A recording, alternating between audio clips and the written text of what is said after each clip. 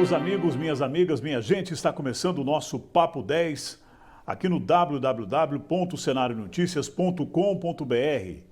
O Papo 10 está de volta depois desse recesso do período carnaval e pós-carnaval, aqui nesse início do mês de março. Eu quero agradecer desde já a todos que têm compartilhado, têm comentado, têm repercutido o Papo 10. O Papo 10 é de A a Z. O Papo 10 é política, é entretenimento, é informação. A gente fala sobre todos os assuntos. E hoje nós temos um convidado muito especial no Papo 10. Ele é pastor há 22 anos, é casado, pai de 4 filhos e está conosco o nosso querido pastor Adão Santos. Pastor, seja bem-vindo ao Papo 10. É um prazer recebê-lo aqui. Obrigado, Beto. Cumprimentar a todos aqui de Ceres, região, circunvizinhança.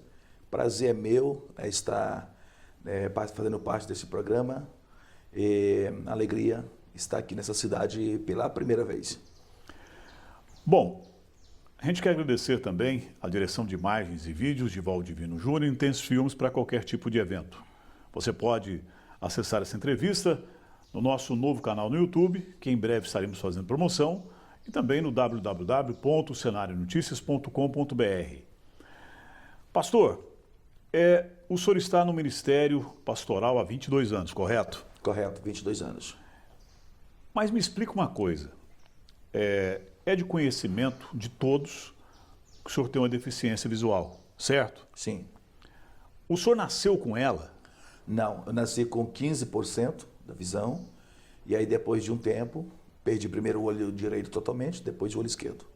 Então, o senhor não enxerga absolutamente nada? Hoje nada, 0%, nem luz, nem vultos, nada, tudo escuro. Mas aí, vamos lá. Qual foi o impacto disso lá no começo, na vida do senhor? Então, talvez quando a pessoa nasce com a visão total, com 100% de visão, depois perde, acho que é um pouquinho mais difícil. No meu caso, eu nasci já quase sem a visão. Tinha 15% via vultos, Então, perdi o olho direito, demoraram alguns anos, fiquei sem o olho esquerdo, então já vinha vamos dizer assim, foi gradativo, já vinha me adaptando para isso. Mas não é nada bom, não é nada fácil, se depender das pessoas para se locomover, para escolher uma roupa para vestir. Então isso tem hora que gera tristeza, tem hora que quer gerar aquela angústia. É a hora que entra Deus na história, Com Deus tudo dá certo.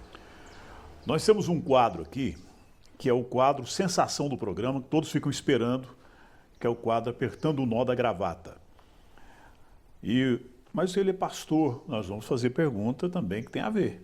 Daqui a pouquinho são perguntas diferentes. Tranquilo. Mas eu quero saber de uma coisa, pastor.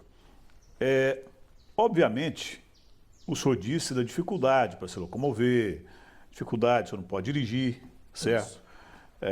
Nem a roupa que o senhor escolhe, não é o senhor que escolhe. Mas e a esposa? Então, essa é uma outra das tristezas que eu tenho, de vez em quando, tipo, quando a gente vai sair para a igreja, ali a tardezinha, você não tem aquele privilégio de elogiar a tua esposa. Todo homem casado, pelo menos a maioria deles, tem esse privilégio, gosta de fazer isso, E eu gostaria de poder fazer isso, elogiar a esposa, falar que o cabelo dela ficou bonito, o penteado ficou legal, a roupa combinou com isso, com aquilo. Então esse privilégio eu não tenho. Então, nessa hora a gente sente uma tristeza, Gostaria de fazer isso, mas não pode. É o preço, talvez, que eu pago para poder receber bênçãos e ser abençoados em outras áreas da vida, Principalmente na área espiritual. Tem pregado muito no Brasil inteiro, agenda lotada. O Brasil, já todos os estados, os 26 estados brasileiros, já ministramos todos eles, não tem um estado do Brasil que eu não estive. Já são 20 países, incluindo 3 continentes, pelo mundo. Pregamos todos os dias, tem mês que prega os 30 dias do mês. E é uma correria, uma vida bem corrida, mas gratificante e feliz por estar vivendo o cumprimento de uma promessa de Deus, Um dia ele falou que chegaria um tempo em que meus pés não teriam descanso, que eu iria pedir pelo menos um dia de descanso para poder repousar e não ia ter esse descanso. Então, quando isso foi dito, eu, de certa forma, não quis acreditar, né?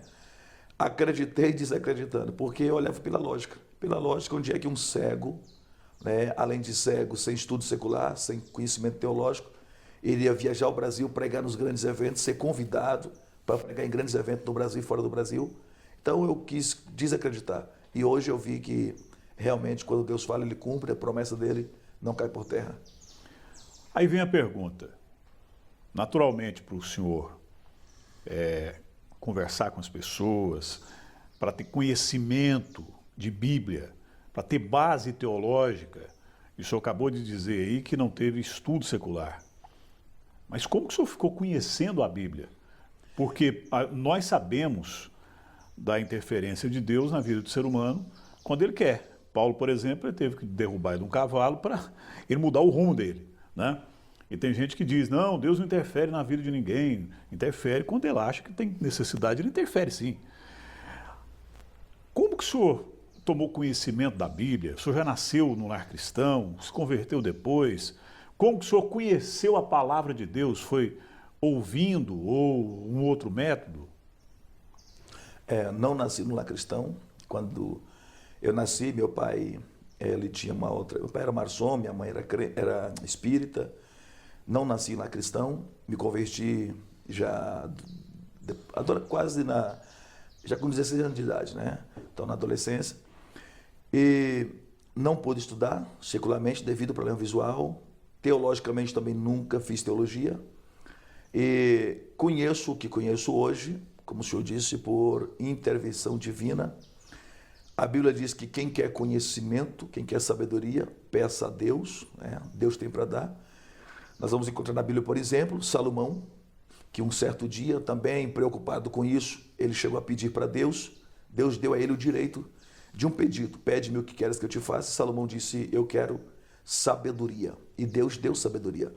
E vamos encontrar que a sabedoria de Salomão era uma sabedoria incomum, não era normal. Era uma sabedoria que atraía pessoas que vinham de longe, como acontece comigo hoje.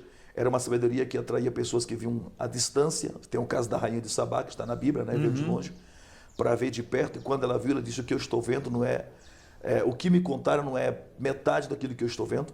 Tem uma história interessante na Bíblia, que não está aliás, não está na Bíblia, está no cânone sagrado dos judeus, que conta as sagas de Salomão e diz que um certo rei veio de muito longe, só para ver de perto a sabedoria de Salomão. E diz que quando ele chega, ele vem trazendo nas mãos duas rosas, duas flores. Uma rosa era verdadeira, a outra artificial, mas as duas eram idênticas, parecidas uma com a outra. E ele veio para testar a sabedoria de Salomão. E quando ele entra na sala do trono, ali no palácio, ele aponta as duas rosas e pergunta, Rei Salomão, sem tocar, diga-me, qual das duas rosas é a verdadeira?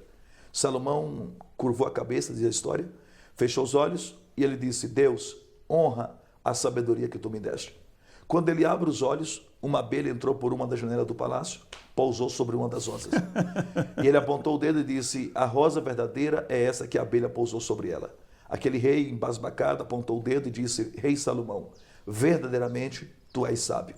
Nesse instante ele faz algo bonito, que todos nós deveríamos fazer. Ele levanta o dedo indicador para o céu e ele responde, eu sou sábio, porque o meu Deus é a sabedoria personificada. Então, sabedoria vem do alto, vem de Deus. Deus, de fato, capacita. Deus, de fato, dá sabedoria e dá conhecimento a algumas pessoas que Ele escolhe. Mas e a interpretação da Bíblia? Porque a Bíblia você tem que estudar, você tem que... vai pregar, tem que preparar uma pregação baseada naquele texto e fazer toda a linha de pregação. Como que se deu, como que isso acontece quando você vai preparar uma pregação, por exemplo? Vai pregar aqui no Interligados em Séries. Como que o senhor faz essa base de preparação? Por exemplo, a pregação de ontem. Ontem, aquela pregação, eu escolhi ela, montei ela, faltando, 3 minutos, acho que menos disso, para pegar o microfone. Eu estava no púlpito, tá aí o rapaz que anda comigo, que é testemunha. Eu estava no púlpito eu pedi a ele para ler para mim o que estava dizendo em Gênesis capítulo 2, versículo 7. Era ali que eu ia pregar. Faltando 3 minutos, me veio a lembrança do profeta Eliseu. Eu pedi para ele procurar aonde que se encontrava aquela passagem. Ele procurou. Aí o pastor disse, vamos ouvir o pastor Adão. Eu fui caminhando para o púlpito e ele falando no meu ouvido, aí já escolheu? Eu falei, ainda não, mas aí ele falou, esse versículo aqui, o 9 e o 10. Então foi ali, coisa de 2, 3 minutos, foi que eu escolhi aquele texto para pregar. Então eu começo ministrando e as lembranças de textos bíblicos vão vindo na minha mente. Textos que eu escutei, não sei com quem e não sei aonde. Então, por exemplo, tem coisas que eu escutei há muitos anos e às vezes eu me lembro, isso aqui eu ouvi com fulano de tal há 15 anos atrás. Tem outras coisas que eu começo a falar ali na hora na igreja e que eu não sei com quem que eu escutei. Eu acho que eu escutei de alguém. Agora, de quem foi essa pessoa, eu não me lembro. Quando eu estou pregando, aquilo começa a vir na mente e eu começo a falar e vai se encaixando, vai dando certo. No final, tudo acaba bem.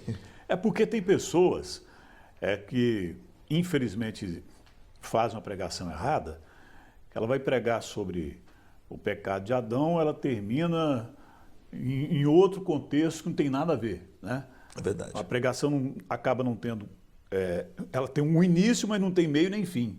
E as suas pregações, eu já percebi que elas são bem amarradas. Elas têm começo, meio e fim. Aí a gente está do outro lado, mas como assim? Ele tem deficiência visual, tá certo?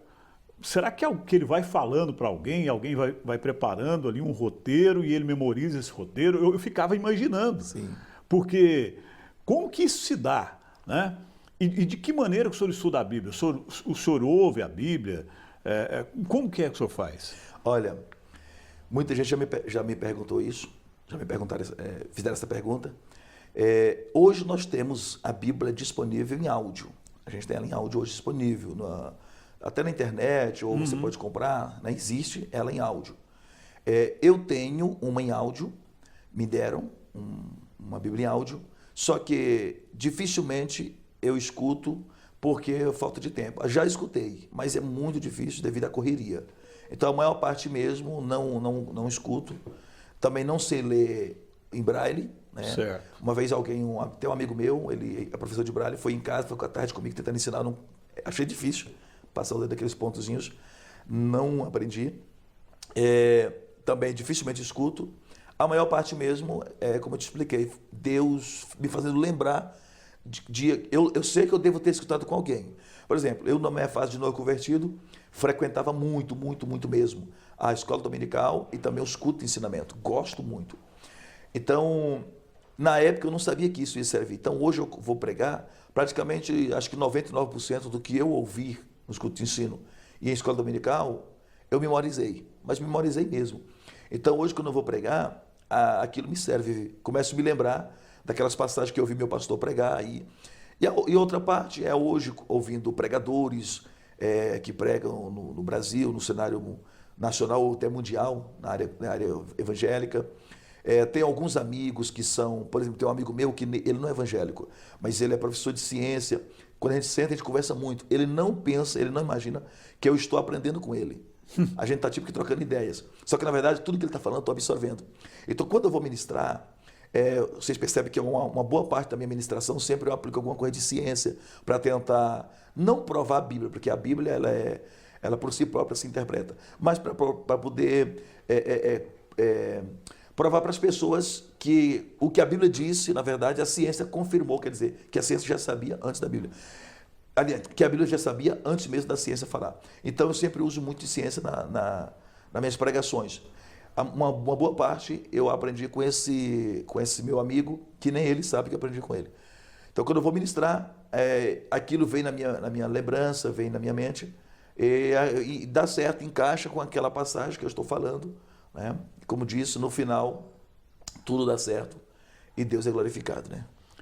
Perfeitamente. Nós estamos aqui no Papo 10 com o pastor Adão Santos, que esteve pregando no Interligados. Nós tivemos aí um recesso carnaval pós-carnaval e estamos retornando nesse começo de março. Vamos agora entrar no quadro Apertando o Nó da Gravata. O quadro Apertando o Nó da Gravata são perguntas fora da curva. E aí eu já começo com a seguinte pergunta, pastor Adão Santos. O senhor já se sentiu incomodado em algum momento? E já ocorreu da pessoa convidar o senhor para pregar porque o senhor é deficiente, meio que querendo apresentar um troféu à igreja. Já aconteceu isso ou não? Muitas vezes. Acho que hoje, não vou generalizar, mas talvez 80%, 90% dos pastores das igrejas que nos convidam, eles convidam por causa da deficiência visual, para poder mostrar para as pessoas que Deus faz, que Deus usa as coisas que não são para aniquilar as que são. Então, é uma forma de atrair pessoas. Na verdade, isso não me incomoda nem um pouco. Pelo contrário, eu entendo que Deus está sendo glorificado, né? É uma isca, é uma forma de Deus atrair pessoas. Talvez se eu fosse normal na visão, não atrairia tantas pessoas para vir ao culto, para ouvir, né, o Adão Santos pregar, porque seria mais um pregador. E pregadores, hoje o Brasil está cheio deles, as igrejas têm muitos pregadores e bons pregadores, por sinal, né? Então, quando as pessoas ficam sabendo que quem vai pregar hoje é um cego, que não tem estudo secular, que não tem curso teológico, aí as pessoas ficam curiosas, como é que pode? Vai pregar como? Se não lê a Bíblia. Então elas vão para poder ver, vamos dizer assim, aquele fenômeno. E quando chegam ali para ver, elas acabam ouvindo a palavra e a palavra não volta vazia. Então elas acabam se convertendo a Cristo, mesmo que não seja naquele momento, mas posteriormente elas vão se converter, porque a palavra, uma vez plantada, se encontrar uma terra fértil, vai sim germinar e vai sim produzir muitos frutos. O senhor disse que uma das suas frustrações é quando a sua esposa se arruma para ir à igreja, etc., e o senhor não consegue fazer um elogio para ela, exatamente por essa barreira da deficiência visual. Em algum momento, o senhor já caiu em depressão ou chorou pedindo para Deus mudar essa realidade? Em algum momento o senhor já se aborreceu com essa situação? Porque o senhor não pediu, ninguém pede para ter uma doença, ter uma enfermidade, ter uma deficiência. Em algum momento o senhor já, entre aspas, já se decepcionou, já se revoltou? Já sim. Não tanto pelo fato de não poder elogiar minha esposa. Isso aí me entristece, mas não chegou a, vamos dizer, a se tornar uma depressão. Já houve tristezas também do meu filho. Eu tenho um filho bem pequeno, e uma época, eu me lembro, ele bem mais novo ainda, tinha 3 anos de idade, ele começou a descobrir as cores, e colocando o meu dedo em cima dos desenhos, do livrinho, dizendo, pai, aqui tem um cavalo, aqui tem um boi, aqui tem isso, aquilo, uma girafa, isso aqui o que é? E eu não pude responder para ele, aí eu tive que falar para ele que eu era cego, então nesse dia eu chorei. Também não chegou a ser uma depressão, mas uma vez houve, não pelo fato da minha esposa, mas um outro acontecimento, que eu cheguei a ir ao psicólogo, a uma psicóloga no caso, para poder tentar não entrar numa depressão profunda, né? Inclusive eu já estava com início de depressão, né? Deu humor deprimido, ansiedade, um monte de coisa lá, por causa de um outro episódio, de um outro fato, né? Se quiser que eu conte, eu posso contar. Pode contar. Ok. Um cidadão, eu vou resumir, um cidadão, ele me acusou devido a questões pessoais entre eu e ele, né? Esse cidadão fazia parte na época da organização dos Gideões Missionários, hoje ele não faz mais, era um secretário, né, dos Gideões, e esse cidadão uma vez veio querer me extorquir em dinheiro. Inclusive, isso existia lá dentro, não sei, hoje eu não tenho mais conhecimento, mas na época existia algo desse tipo lá dentro, né? Esse cidadão foi tirado para fora. Então, fiquei sabendo que ele também já extorquiu alguns outros pregadores, tipo, para querer colocar pessoas para pregar ali, depois pedir dinheiro, se a pessoa não desse, ele tirava a pessoa do evento, enfim.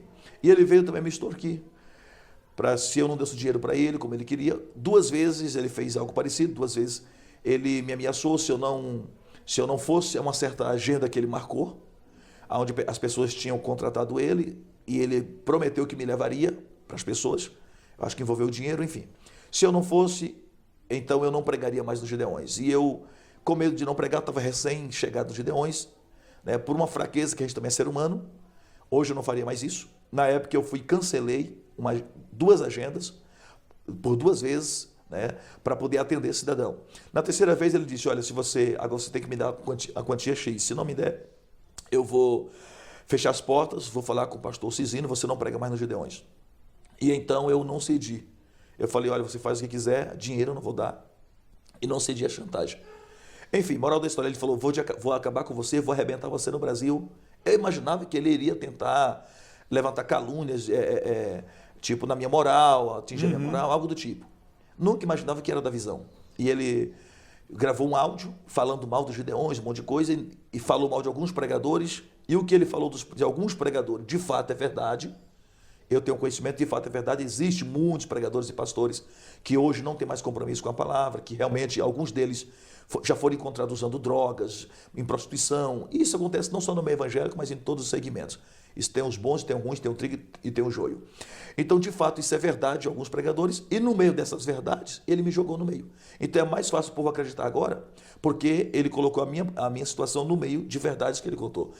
O que ele falou? Ele falou assim, tem aí um certo pregador, por nome de Adão Santos, que não é cego, coisa nenhuma, ele está mentindo, está enganando o povo, esse homem não é cego, não sei o quê, um monte de coisa. Então, muitas pessoas que não me conheciam de perto acreditaram no que ele falou. Depois eu gravei um vídeo, eu fui no médico, inclusive aqui no Goiás, eu fui aqui em Umas, nesse dia eu estava pregando em Umas. Eu sou nascido lá em Umas. Você é de Umas, né? É. Pronto, então eu estava pregando em Umas desse dia, aí eu chamei o pastor da igreja ali de Umas para ir comigo, ele mandou o vice-pastor ir comigo no consultório médico, fui numa clínica, fiz os exames, todos os exames, fiz um mapeamento dos olhos, pegamos aqueles exames, fizemos um vídeo, fizemos a postagem na internet, coloquei o laudo para todo mundo ver, com o nome do médico, o telefone da clínica, tudo lá na internet. Beleza. Enquanto esse meu vídeo atingiu 100 mil visualizações, o dele atingiu milhões. Quer dizer, até hoje, enquanto 100 mil pessoas viram a minha defesa, tem milhões de pessoas que nunca viram a minha defesa e viram o áudio dele me acusando de não ser deficiente visual. Aí eu comecei a receber telefonema, pessoas dizendo assim, olha, vamos desmarcar a agenda, porque disseram que você não é cego, está mentindo, não sei o quê. Daqui a pouco outro pastor ligar e dizer, olha pastor, eu queria trazer o senhor aqui, mas está sendo a maior luta, porque os obreiros não querem, porque diz que o senhor não é cego. Então isso aí me atrapalhou muito, aí chegou o ponto de eu ter que procurar uma psicóloga, porque eu fiquei muito para baixo, não queria mais pregar. Quando eu ia pregar, eu não queria mais contar o meu testemunho, porque quando eu ia contar o meu testemunho, eu ficava imaginando que alguém lá embaixo estaria me julgando, achando que aquilo era mentira. Então eu perdi as forças de contar o meu testemunho, e esse testemunho edifica muitas pessoas. Então eu perdi essas forças e comecei a sentir vontade de parar de pregar, né? Eu nunca nem contei isso em internet ou em televisão. E eu fui. O senhor sentiu vontade de parar de pregar? Senti vontade de parar de pregar, né? Eu não tinha mais motivação. Eu continuei pregando porque tinha muitas agendas marcadas, não podia desmarcar porque eles tinham feito divulgação, comprado passagem e tudo mais. Pensei, vou cumprir essas agendas, não vou pregar mais. E estava decidido. Aí eu procurei a psicóloga, me aconselharam, fui na psicóloga, e ela me ajudou muito, até quando eu cheguei lá, descobri que ela era evangélica, e me ajudou bastante, né? Com palavras, aconselhamentos, e consegui me superar, não só com a psicóloga, ela foi o pontapé inicial, mas depois daí eu voltei a sentir vontade de fazer a obra de Deus, voltei a orar em cima disso, voltei a jejuar em cima disso, e aí consegui superar. Hoje eu estou 100% superado, 100% curado disso, isso não me atinge mais, né? Eu sei quem eu sou, e o principal é eu saber quem eu sou. A gente não pode viver de aparência, não adianta também as pessoas acreditar que eu sou uma coisa e eu sabendo que eu não sou aquilo. Quer dizer, vou morrer e não vou para o céu, vou para o inferno se eu estiver mentindo. Então isso não adianta. Então o importante é eu saber quem eu sou, como eu estou com Deus. Então isso é o que é importante. Então, respondendo a tua pergunta, já sim, senti esse início de depressão, mas hoje estou completamente curado. Nós estamos no Papo 10, no quadro Apertando o Nó da Gravata, com o pastor Adão Santos, ele que esteve pregando no Interligados, na cidade de Séries, na Assembleia de Deus, Madureira, em frente ali ao ginásio de esportes. E é importante a gente citar essa participação dele, não pela deficiência visual, mas pela superação do ser humano. E aí eu me lembro, não sei se o senhor já ouviu falar de Ray Charles, foi um cantor famosíssimo. Ele também veio do berço evangélico. Numa certa idade, pastor Adão Santos, ele tornou-se... a deficiência o pegou. Ele acabou não enxergando absolutamente nada. E tem uma cena no filme biográfico dele que ele cai ainda garoto e a mãe vendo ele cair. E ele começa a pedir à mãe, euforicamente, que o ajude a levantar. Porque ele não enxergava, ele não sabia como se levantar, onde segurar para se erguer. E a mãe chorando aos prantos, meio que colocando a mão na boca, para que ele não ouvisse. E aí, o que aconteceu? Em um determinado momento ele para de chorar, busca apoio com as mãos em algum local, acha esse apoio e se levanta. Ou seja, mais tarde, próximo da morte, a mãe diz a ele que não o ajudou naquele momento para não aleijá-lo. O senhor entendeu a teoria da mãe dele? Entendi. Ela não queria que ele, deficiente visual, não aprendesse a caminhar sozinho. E ele aprendeu a caminhar sozinho. Ele tinha ajudas, mas eram ajudas mínimas. O pastor Adão Santos, qual foi o comportamento da mãe do senhor em relação ao senhor quando surgiu essa deficiência? Olha, minha mãe, inclusive quando eu nasci com 15% da visão, como eu já disse. Então minha mãe me levou em vários lugares, né, na época no estado do Pará, que hoje eu moro no Ceará, né, mas na época no estado do Pará, me levou em Brasília, em vários médicos, e não tinha como restaurar, na época não tinha grau, não tinha um óculos, não ajudava, não existia grau para minha visão, então ela lutou muito, batalhou muito para que eu conseguisse enxergar ou melhorar a visão. Então, lutou muito. E quando eu fiquei completamente cego, até hoje, né? Então, ela é evangélica, hoje ela é crente, ora muito, minha mãe ora muito por mim. Então, a maior vontade dela é que eu venha enxergar, né? Venha ter visão.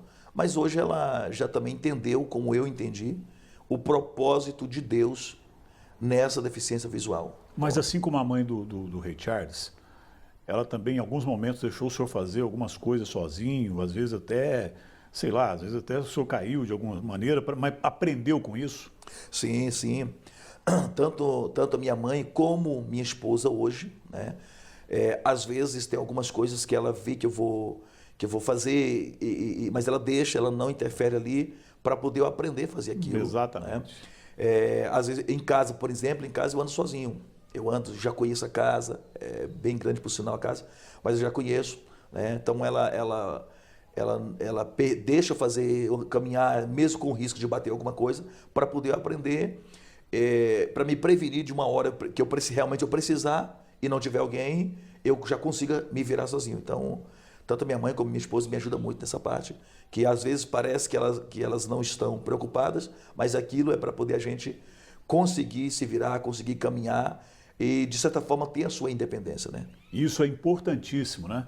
E isso também é demonstração de amor, porque e no momento que não tiveras por perto, como é que faria? O pastor Cisino, eu vi há muito tempo atrás, uns 8 anos, mais ou menos, ele tomou o microfone de alguém ali e ficou uma meia hora fazendo críticas, porque uma pessoa da confiança dele soprou no ouvido dele que existiam prostituições entre cantoras evangélicas lá nos Gideões, com pregadores, com cantores, enfim, cocaína. E ele deu uma chamada geral e depois ele acabou cortando alguns pregadores de ir nos Gideões. Alguns até ficaram contrariados com ele. O senhor acha que, o senhor disse aí agora, que meio que se deixou levar, porque ainda novo, a primeira vez nos Gideões. Como que o senhor olha esse congresso hoje? Ele, principalmente depois da perca do pastor Cisino, que era um homem extraordinário de missões, né? O senhor acha que esse congresso hoje, ele deu uma limpada, deu uma resumida, ele hoje voltou a ser um congresso que convida a pessoa pelo que ela é espiritualmente? Olha, na época do pastor Cisino, que eu posso falar com mais propriedade, porque eu conheci de perto, era um homem de Deus, um homem que realmente buscava o lado espiritual, buscava a essência das missões, era um missionário nato, pastor Cisino Bernardino. Eu convivi de perto, Eu era de dentro da casa dele. E, então, nessa época, houve, né, de fato, aconteceu algumas coisas assim erradas. Isso acontece em todos os segmentos, todas as áreas. Sempre tem, como eu disse, o trigo e o joio. Então, de fato, houve ali dentro o trigo, houve pessoas que não tinham vida com Deus, vida no altar, e acabaram pregando ali. Porque não é fácil você conseguir monitorar a vida de 130 pregadores que pregavam na época dos Gideões, 130 pregadores, né, em 2 eventos simultâneos, que era pavilhão e ginásio. Então não é fácil ele ter o controle da vida desses 130 pregadores. Então, no meio daí, desses 130, vai acabar um ou outro que não tem vida no altar, que não está bem na família, e acabar pregando ali, né? Mas quando ele ficava sabendo, ele já cortava, ele já tirava fora. Com a nova liderança, eu não tenho muito conhecimento, porque o novo presidente entrou agora, está com 1 ano. Então, eu não sei como é que está acontecendo hoje, né? Vamos ver um pouquinho mais para frente. Mas, até onde eu sei, me parece que o novo presidente é um homem de Deus, é um homem que está procurando tirar, né, aquilo que é sujeira, aquilo que mancha a imagem dos Gideões. Ele está cortando, está tirando, está limpando, né? Tanto ele como o vice-presidente, que é meu amigo, por sinal, que é o pastor Wesley, é um homem de Deus também. E está sendo feita essa limpeza, está sendo feita essa purificação, vamos dizer assim, dentro dos Gideões, né? Não, os Gideões estão com essa preocupação, mas não é só Gideões. Tanto igrejas em outros outros segmentos religiosos, né? Também tem gente lá dentro que mancha, né, a imagem daquela instituição, daquela associação que seja, e deveria fazer o mesmo, né? Tentar mudar. A questão é que os Gideões hoje tomou um nome, uma proporção gigantesca, aí a gente fica mais observando, né, os Gideões missionários. Mas, pelo que eu sei, hoje está sendo feito isso, está tendo esse cuidado, né, de tirar aquilo que vai estragar, aquilo que vai manchar a imagem dos Gideões. E assim nós fechamos o quadro Apertando o Nó da Gravata com o pastor Adão Santos aqui no Papo 10.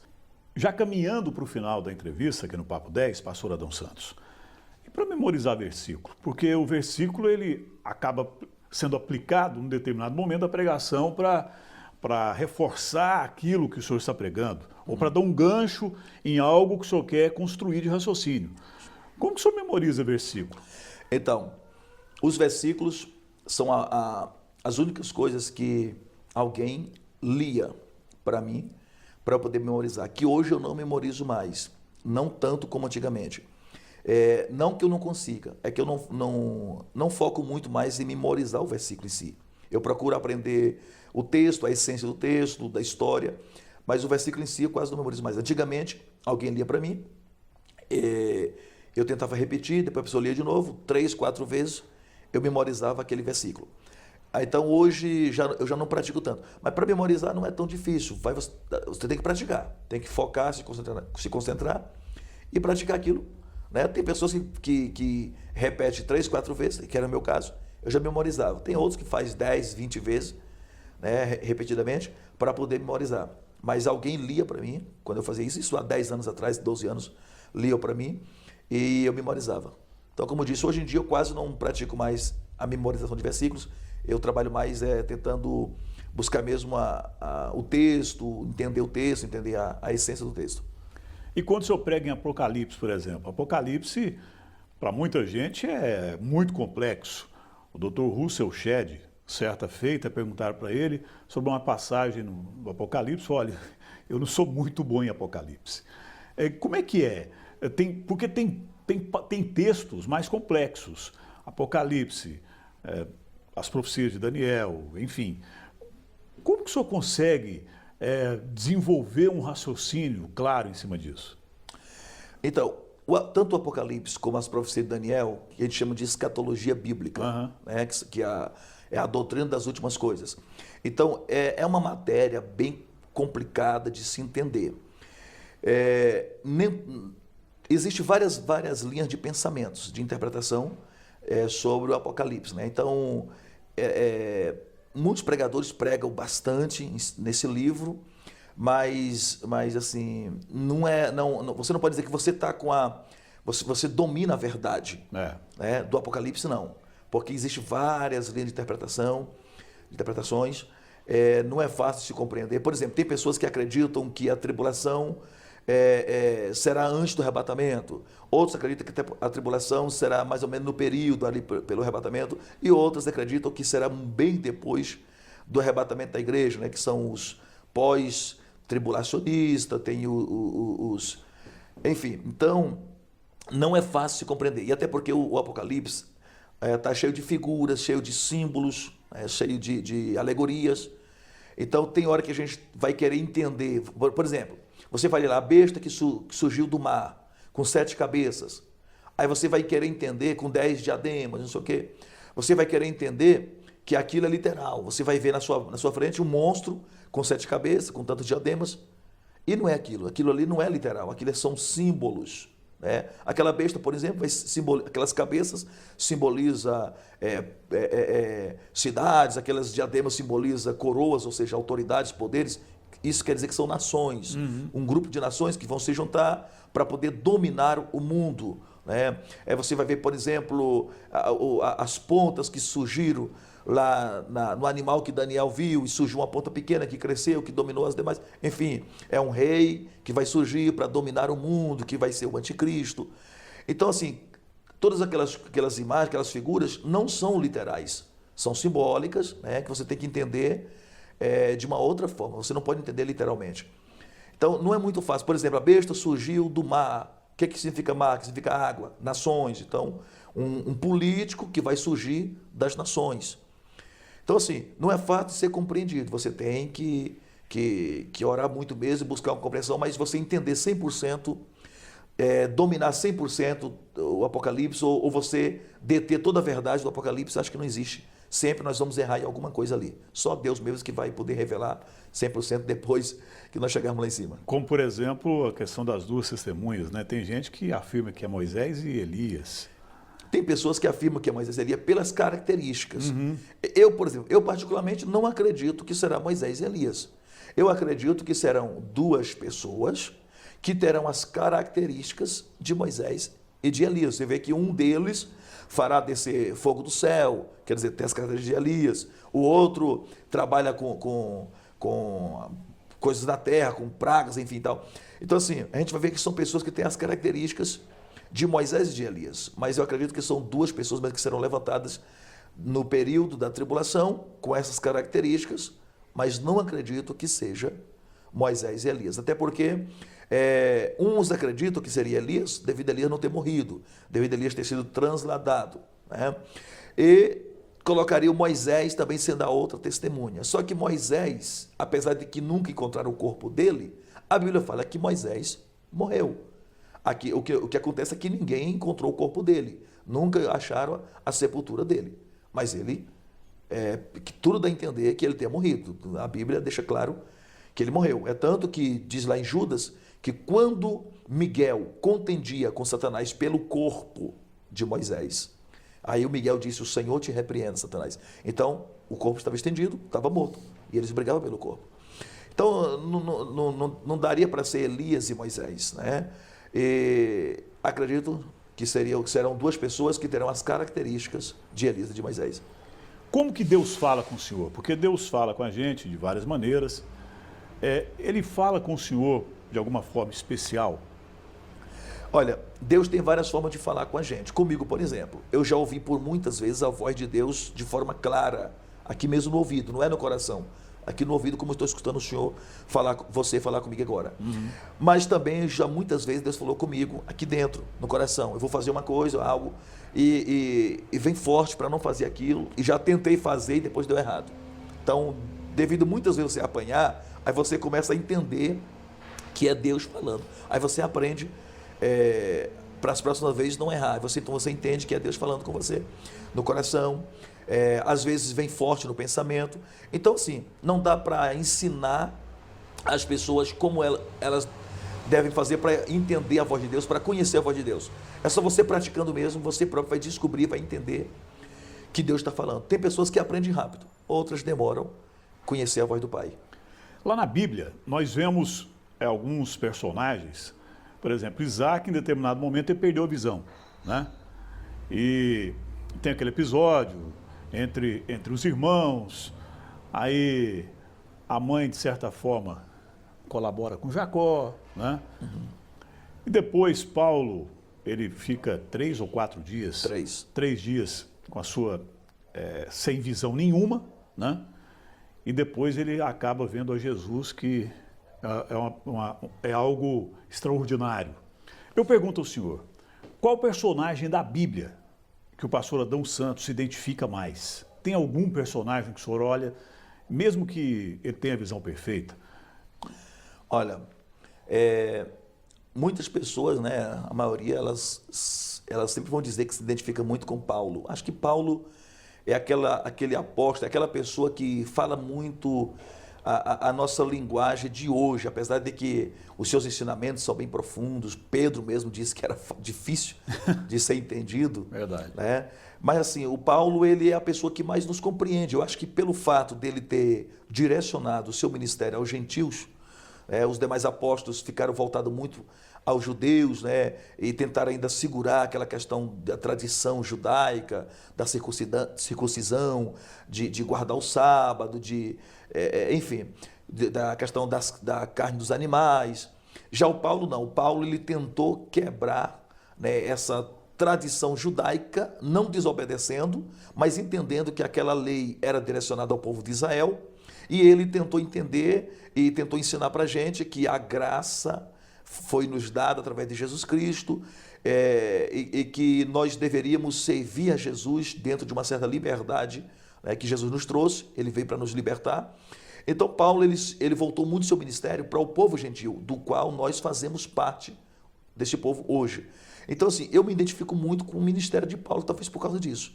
Eu acho que Paulo seria o apóstolo com quem mais eu me identifico. Né? Era aquela pessoa que estava sempre inconformada em relação às coisas espirituais. Ele sempre queria mais. Ele não se conformava apenas com Jerusalém, com Judéia, né? Com Samaria, conforme os demais apóstolos ficaram ali. Eles se limitaram nessas regiões.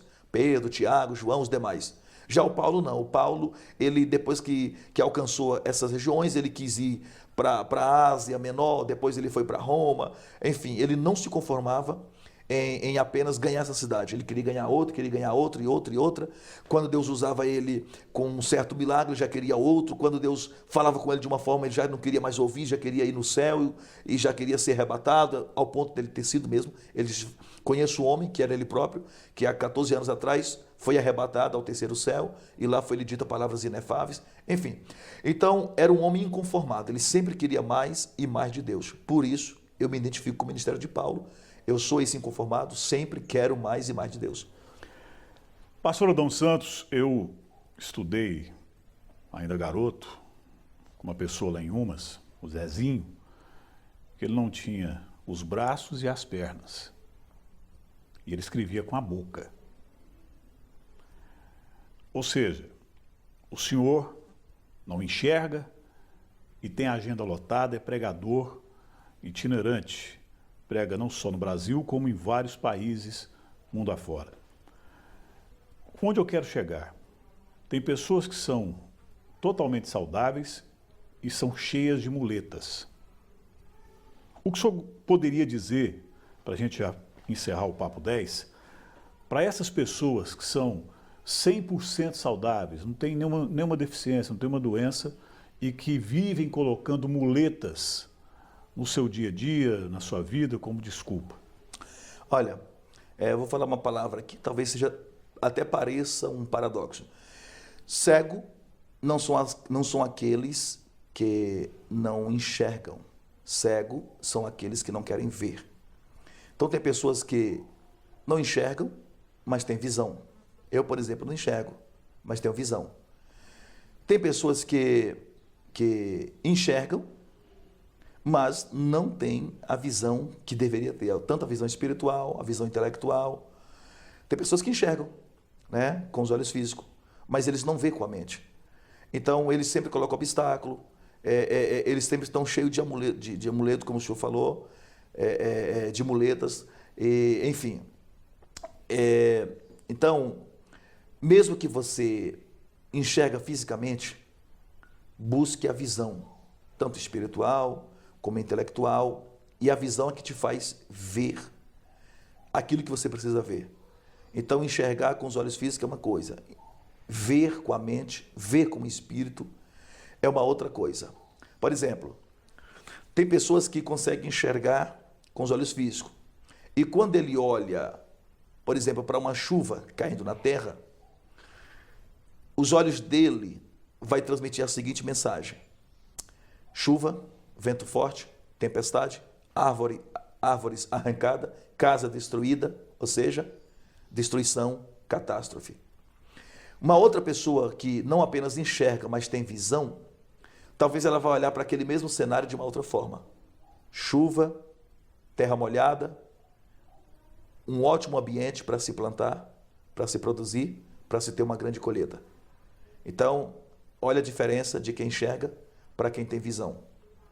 Então é isso que nós precisamos ter, visão, né? Não apenas enxergar, mas ter visão. Aí com a visão você consegue ir longe.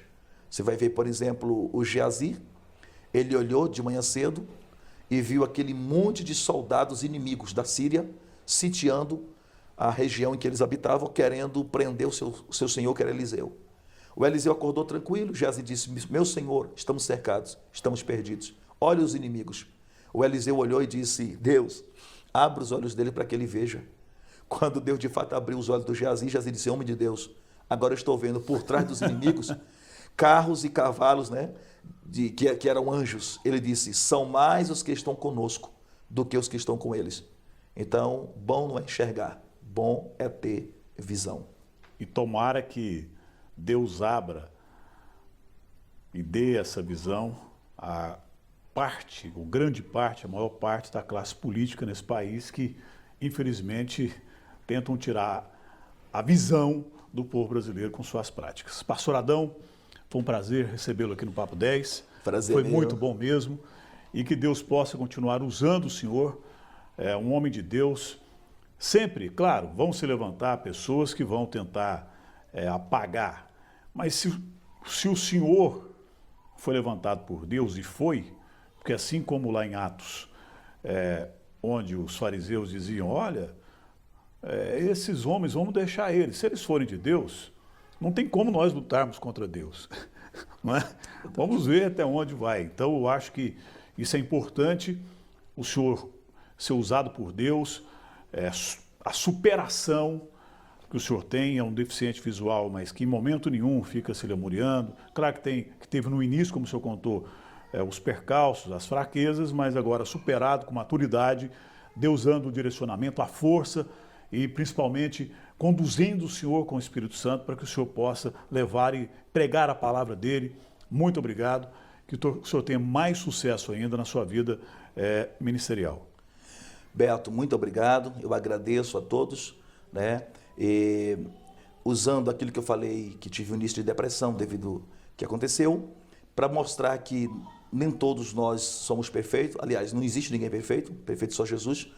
E todos nós, por mais que somos pregadores, não somos super-homens, não tem Mulher Maravilhas, somos todos seres humanos, como ser humano feito de barro somos quebráveis, frágeis, né? Então, todos nós passamos por lutas, por problemas, por adversidades.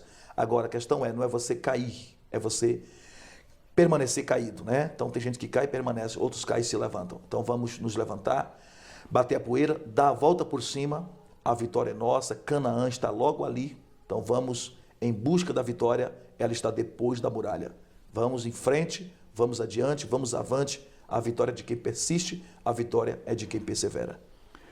E assim nós fechamos o nosso Papo 10 de hoje, nesse retorno do Papo 10, depois de 2 semanas de recesso, carnaval e pós-carnaval, com o pastor Adão Santos, que há 22 anos prega a palavra de Deus.